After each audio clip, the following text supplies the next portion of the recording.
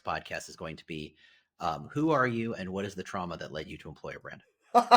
If that were your first question on a podcast, I feel like it would be a very, very compelling podcast. That would make sense. I'm not smart enough to actually build that, right? I'm going to build this thing instead because I'm an idiot, but that's what we're doing. And thank goodness I recorded me saying that. There we go. We're not streaming. All right.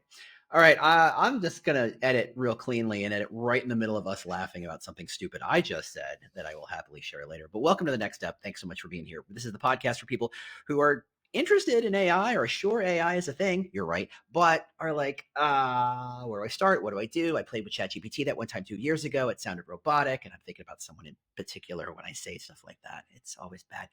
Because really, don't wait for your HR team to buy a $100,000 six-figure AI tool and slap it on you. Go figure it out for yourself. It's not so much a tool, it is a skill, and you can't master the skill until you take that first step. So with me is the one and only Katrina Kibben, who of course you know as the maven, the king of all things job posting, but has recently spent a lot of time thinking about AI and thinking about leadership and thinking about team management. And, like a good proper chat show, got a book to plug. So I almost feel like I don't need to introduce Kat because everybody flipping knows Kat. Anybody who knows me probably knows Kat because I think I said something really nice about you 2-3 episodes ago about how I used one of your job posting questions. What's the experience you had in the past life that makes you perfect for this role? I have eaten out on that particular steal many times. So Kat, thanks so much for being here. How are you? How you doing? I'm so good and I'm so happy to be here because every time we get together, I leave with new ideas and my brain's just running. It's good. It's good for the brain, trust. It's good. It's good. Just oats for the brain. That's all it is. We're just working that way. Okay, let's start with the book. Now, normally I would say let's start with the AI, but I don't want to start with the AI because I think too many people. If you look, you go to YouTube and say, "How do I do this thing in AI?" And there's so many dude bros, and it's always dude bros telling you how to do this thing with AI, and they're going to get leads and all this wonderful stuff. And I don't need to be that. I want to talk about leadership, and I want to talk about your book. So let's use that as the lead in. Talk about where this book came from and why you felt compelled to write it. Yeah, so my book is called The Bounce Back Factor. And it's kind of the concept of a bounce back factor is the idea of how people bounce back from uncertainty. How do we navigate uncertainty with confidence? And as you know, as a friend of mine, I learned that in a very unconventional way by packing up all of my things, moving into a van, and living on the road for 3 years, which makes most people's head tilt like a confused dog. That's buying Especially, uncertainty by the truckload. That is literally buying a truck worth of uncertainty. yeah, and I wrote about that in the book is like that's how I learn. I learned that really early in my life that if I want to do something, if I want to try something, whether it's AI, whether it's running a race, lifting weights, whatever it is, I go all in. And van life was absolutely no exception because I was at a point in my life in which I had done the things that I thought I was supposed to do. I became part of the C suite. I started my own business. I was running a team. I marked all of these traditional benchmarks off of my list. And I didn't feel any different than I did when I was an Mm. associate working for some bad boss in some big company. And I realized the issue is that I never learned how to manage the parts I couldn't plan for. And Mm. as I traveled in the van, it made it really obvious to me that I was applying that exact same logic to leadership and how I led my team. And it wasn't Mm. until I had to remove all of the structure that makes it really easy to just copy and paste and do the same shit over and over again that I realized that it wasn't working. It wasn't working for me. It wasn't working for my team. And unfortunately, like it was kind of a reflection moment of which I was like, I'm not the best boss I could be. I am Mm. the boss I used to hate. Ooh, ouch. That's gonna be a tough revelation. Yeah, definitely But one you had to also, bounce back from.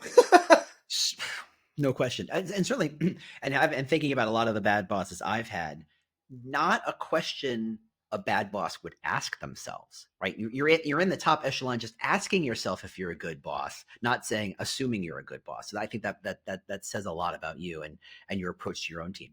Well, when you are treated so poorly by managers and do the work to heal yourself, I feel like it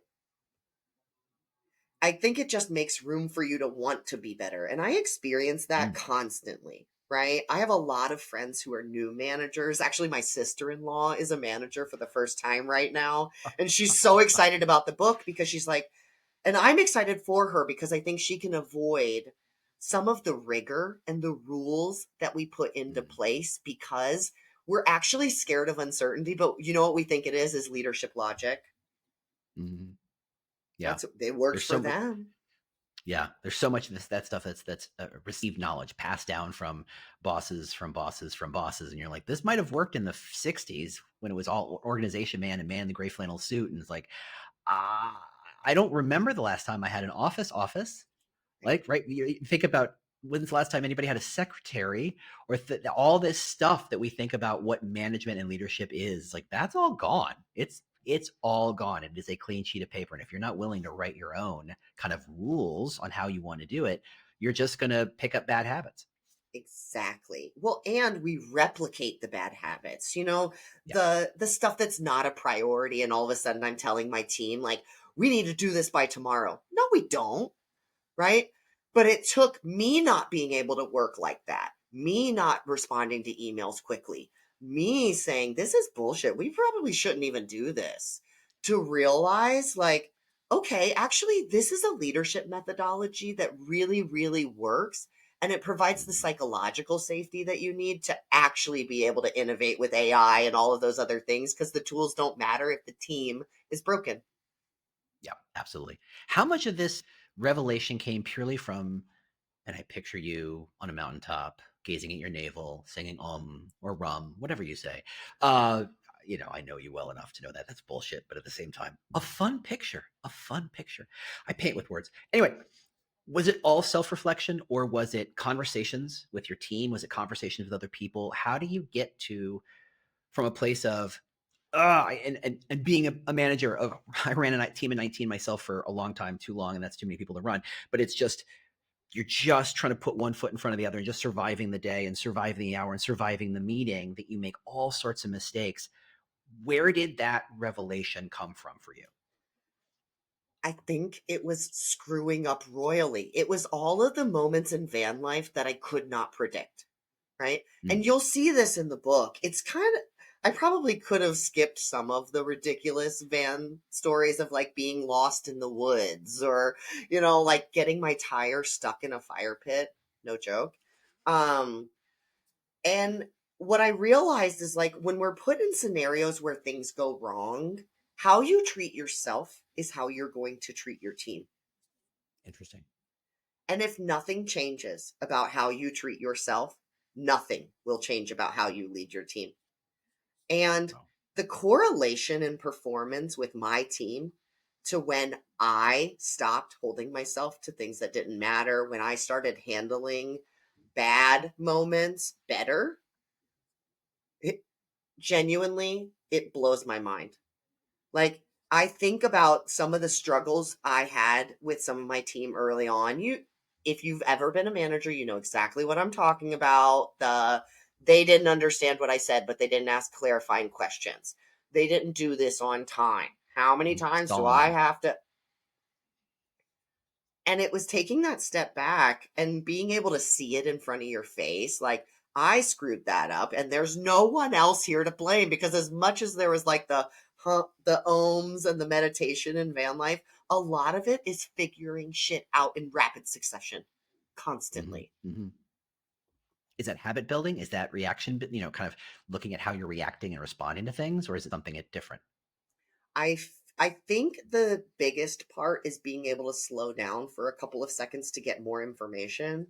And I see this in so many facets of life. Last night I watched a Harvard Business School discussion where they were Mm. debating what you would do if you were the CEO and you found out someone had been hurt in the mine.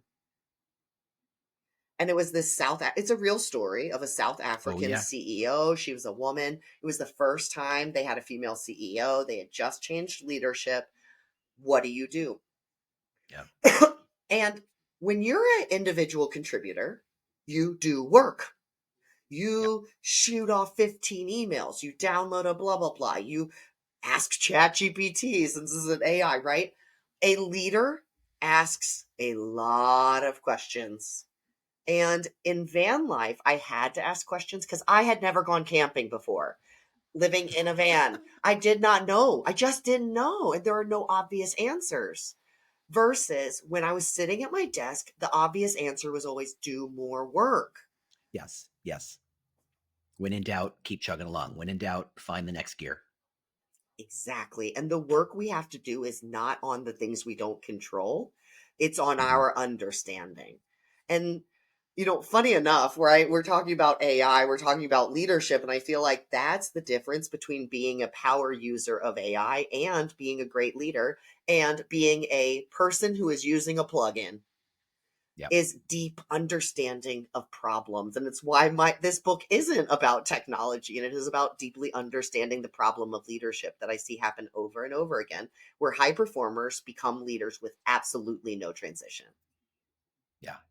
That's the expectation. You are good at what you do, so let's make you do a different job. Then the Peter Principle writ large is always it's amusing if it wasn't so sad and if it wasn't inflicted upon so many of us so often. Yeah, and if it didn't cause this like spiral of badness that just grows and grows inside of your organization, and all of a sudden someday there's these like Deloitte consultants coming in to do an analysis Oh, of your culture, right? And all you have is a pile of paper that says we have a lot of broken people who have never been treated like humans and never been given yeah. the tools that actually help teams thrive. Everybody's talking about AI like it's some distant future. Meanwhile, I know recruiters who are using it to cut their sourcing time in half and boost candidate response rates. That's why I built the TA Leader's Guide to AI. This is more than just a list of projects. This is a step-by-step approach to getting you to the point where you're taking a victory lap. No massive tech stacks, no 6-month rollouts, just practical ways to use the tools to save you time, make your team look great, and to show off to your leadership. If you've been waiting for the right time to embrace AI, well, this is it. Go to choosable.work/AI and download the free guide right now. Just pick a project and run it over the weekend. Future-proofing your recruiting doesn't start tomorrow. It's going to start today. Yeah. Not that those consulting agencies would recognize that it's the people that are the problem. It's never the solution they bring to the table. Anyway, separate conversation that would get us fired if we didn't own our own businesses. Thank goodness. So what is a way we can look at and completely embracing this idea that it's about asking better questions and thinking about the challenges better, more deeply, more thoughtfully? How do we start to use the tools available to us, like ChatGPT, like a Claude, like Gemini, if you're that sort of particular person? How do we start to use those things in that mindset? Yeah, well, I think there's kind of two dimensions to it. I think the first dimension is to stay curious about if there's a better way to do things, right? Hmm. So instead of being so prescriptive in our prompting of AI, some of the best stuff that I've gotten out of AI is saying, I'm thinking about doing it this way. What are some other ways I could do it? Yeah, Right? And just getting that quick perspective of like, actually, you could try this, or this. And yeah. then I think simultaneously, it's also about creating space for the brain and the technology to work really well. So, one of the things we talk about in the book is this idea of brainstorming. So, a traditional Hmm. brainstorm is a First, marathon. first off, we all do brainstorming poorly. That we have all been trained the absolute wrong way to do brainstorming. And I know you're going there, but I'm like, let's embrace how insane it is to say, let's go order the sack lunch. Let's bring everybody in the conference room. Let's get the whiteboards up and let's get the post-it notes. And now go spit out ideas, and one of them will be gold. And you're like, Thank you. whoa. Thank you. There is no world in which you're going to get the best ideas out of a large collective of people who are all looking at their watch, wondering when they can leave. Or Um, think about, how do I show off to the boss, or how do I avoid the politics, or how do I not say that one thing that one person in this room, if I say it, they're going to flip out and they're going to fight. Like, there's so much garbage in that room that obscures good thinking.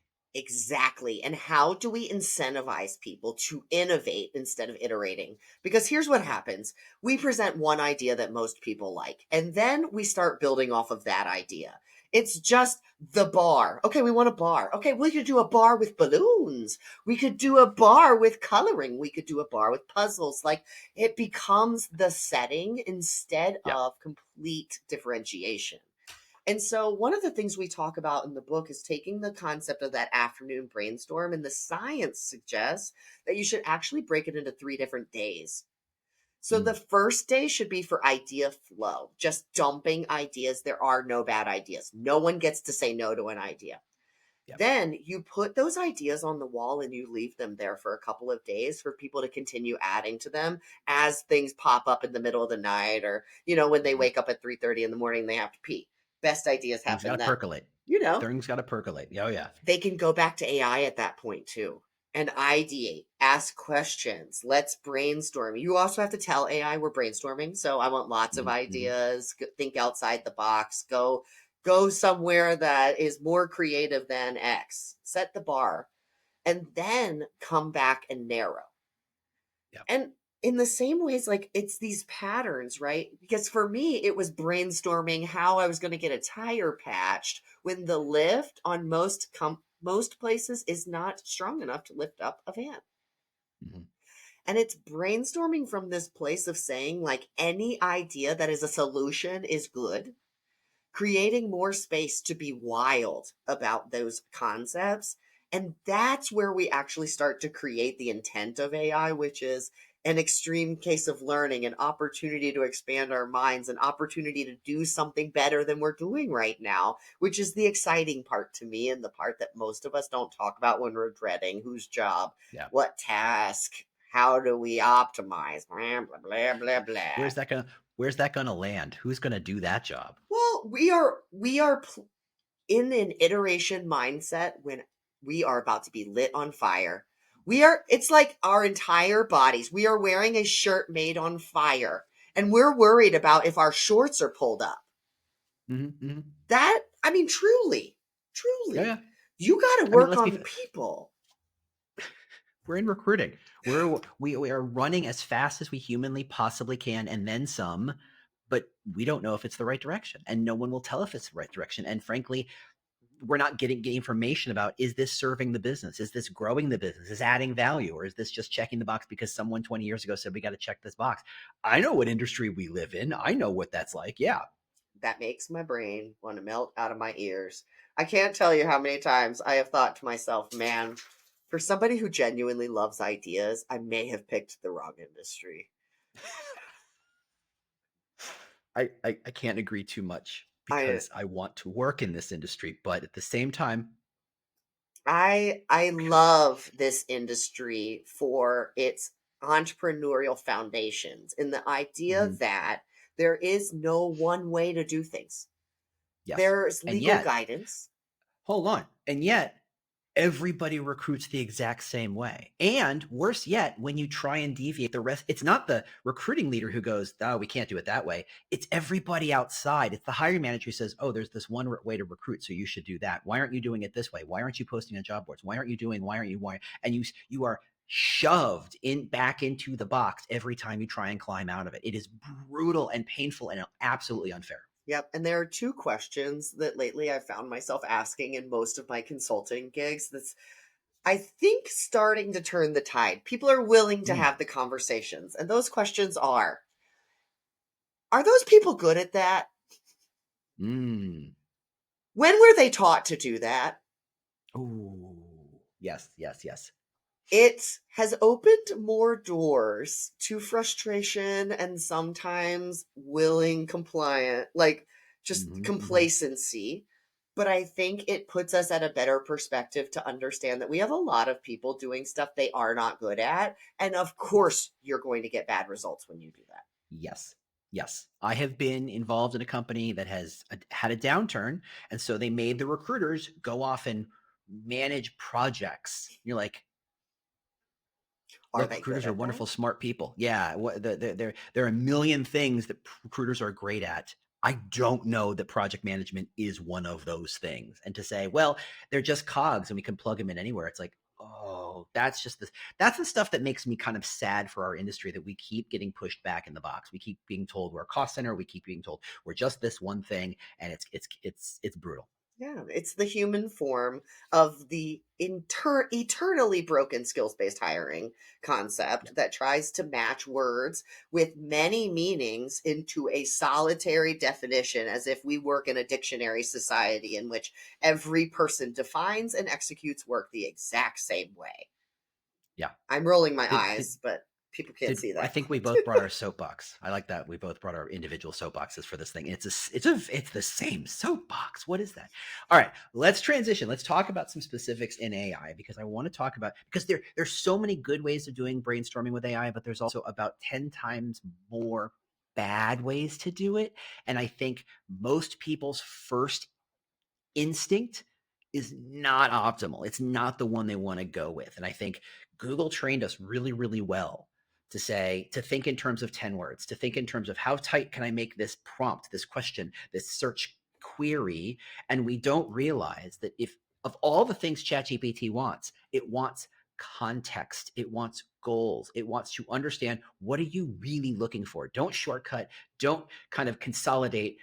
Give them the essay and let them play. And that's just step one. So get us started. When you're thinking about brainstorming and you're trying to be a better leader to try and bring more people into your brainstorming, how should you be, or how would you use AI to do that? So I used to jump right to the very long prompts, and I've actually Mhm. started doing something before that, in which I'm I listening. ask AI what questions I should be asking about this. So we start with a 10,000-foot view of what I deeply need to understand about this task. So, for example, let's say I'm doing a series of tests on email marketing to see Mhm. what makes people open emails. All right, what should I know about email marketing in order to drive this outcome? What do I need Yeah. to know? What questions should I be asking? Now ask me a series of questions about that so that you can more deeply understand where I'm at right now before we work on this. Yeah. Then I go to my prompting and I get really, really specific. But I take kind of a more open minded approach, because I think most people who hate AI are very, very prescriptive, but in the most ridiculous ways. And they wonder why, when they typed in like rogue, they didn't get the 12 creative approaches to employer branding. Like they, Mhm. they they are being so prescriptive, and they have something so specific in their mind, but they don't actually Mhm. know how to say that out loud, which of course trails us right back to another leadership problem. Yeah, what's it the refer to this? The curse of knowledge. You know too much about the problem to hear alternative ways of thinking about the problem. You're too overly, oh, I know how to do this, right? There's a nail, I have a hammer, I know what to do. It's like, do you need a nail? Should you be hanging something there? Like asking the question above the question.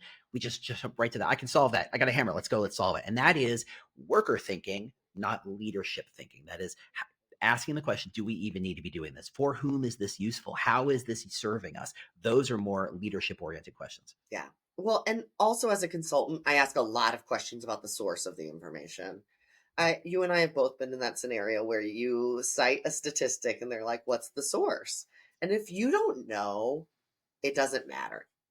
And we need to stop treating Chat GPT like some idolized thought A librarian. leader who we just like smile and nod at every stupid thing they say, and challenge it. Ask it, what Mhm. is the source? I am always very explicit, and I say, if there are more than 5 quotes or statistics on this page, don't use it as a source, Mhm. because they are quoting other people. I want the Yep. core research, I want the actual data. And we just need to be smarter, because these illusions are only going to get worse in every single direction. Mhm. And the more you buy into it, the more that you are replaceable. Yeah. And I know that the hallucination question is the thing, one of the biggest hurdles for a lot of smart people to embrace AI thinking and AI tools and AI skill sets, because they just hear all this. Oh, it's all it does is hallucinate. And it's true. That's all it does. But you're asking it the wrong question if you say, come up with all these ideas, give me answers. You don't always want answers. Sometimes you want ideas. Sometimes you want perspective. Sometimes you just want, honestly, one of my favorite prompts is to come up with a solution and then throw it, hey, how would insert industry X, some really weird, like how would the fashion industry approach this problem? Right? Just to really shove things around. And look, it's going to come up with a lot of garbage that I don't want. But if it makes me think of something I wouldn't have thought otherwise, it's paid for itself 10 times over. It's not about put in a question, get an answer, check the box, done. It's about having that back and forth and filtering and having enough knowledge to say, oh, that's interesting. Oh, wait, that's bullshit. Oh, that's interesting. Oh, wait, but okay, well, what about this? And really playing with it. I think that is the word I don't think we use enough is the word play when it comes to AI. It's a dance. You're going around and around, you're playing, figuring stuff out. That's how you get the most out of it. Exactly. Well, and as a writer, I've always loved, and this is why I have a team, is because I like to see something and then react to it. And this Yeah. gives me a portal to be like, give me something to react to. And it helps me navigate what makes me feel something. And when I know something makes me feel like it, like gets me excited or it makes my Yep. brain start to wander, I'm like, that's where I want to go. It's not about that input output. And because we've focused on AI's value to us in the same context as a search engine, that's how people are evaluating it instead of, Yeah. like you said, like, what doors could it open in my brain?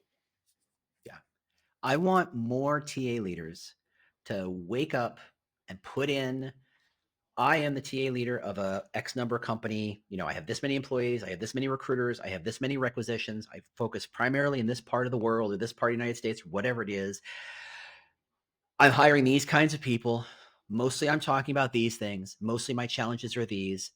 Come up with, from a blank sheet of paper, a better recruiting model. Now, there's nothing that says you got to do any of it, but I guarantee it will come up with 2 or 3 things that will make you go, oh shit, why aren't we doing that? Right? It forces you to get out of your complacency, to get out of your comfort zone, to say, oh, what about, and then you really say, okay, what would it be like in a music industry? What would it be like in a creative agency? What would it be like to really kind of push it to find new answers? I think there's the expectation that there is an answer is wrong. And I think TA leaders are so, okay, there is an answer. I'm going to buy that tool. I'm going to check the box and I'm done. It really is about as often as you can, every month, every week, ask it, what could I be doing better? Look, I mean, how many tools right now integrate with your Slack or your email? Why don't you point it to your email and say, hey, look at all my interactions with my boss on email. Tell me, one, what do you know about my boss, about how my boss wants to receive information? 2, what could I be doing better to communicate with my boss to get more of what I want? Like, or there's like layers and layers and layers of questions right there because you're able to pull really good information. People are terrified to make those leaps, to try to do those things. That is the number one use for ChatGPT that I'm not seeing people use right now is persuasion. And that's what Yeah. it's best at, is because it has a database of the internet, of the most popular things on the internet that have already persuaded you to pay attention. Ask it to teach you how to persuade other people to make a decision that you want to. My other favorite, and this is for all the consultants out there, I ask it how to price things, because I will Oh, tell you right now that it has made me so much money by just saying, it's this kind of company with this many people. I'm offering this kind of service. How much should I charge in this context? So, taking exactly what you just said, but putting it from that business side, yeah. it has tripled my pricing in some places. And I know that I was a crazy person and I was undervaluing myself because the person I sent it to had no reaction. Zero. Okay. Yep. I can't tell you enough. If you are feeling unconfident about pricing or anything like that, please get the confidence of an average mediocre white man out of ChatGPT. Like, take it, get your money. There you go. That is a perfect close point. Kat, where can people find the book? Where can people find you? Yes. So you can always find me at 3 Ears Media. It is spelled out, named after 2 dogs with 4 ears. Or you can go to thebouncebackfactorbook.com. Fantastic. Kat, I don't know who doesn't already know you and doesn't already think you're a dang genius at this stuff, but if they didn't before, they got to know by now. Go check out the book. Go check out 3 Ears Media. Go follow Kat on LinkedIn. Um, Lord knows I do. Thanks everybody for being here for the next step. I will see you next week. If you've got other challenges for AI, if you've got other kind of questions on what you could do with it, just email me, just LinkedIn me, and we will play around and come up with some solutions. Thanks so much for watching. Thanks so much for listening, and we'll see you next week.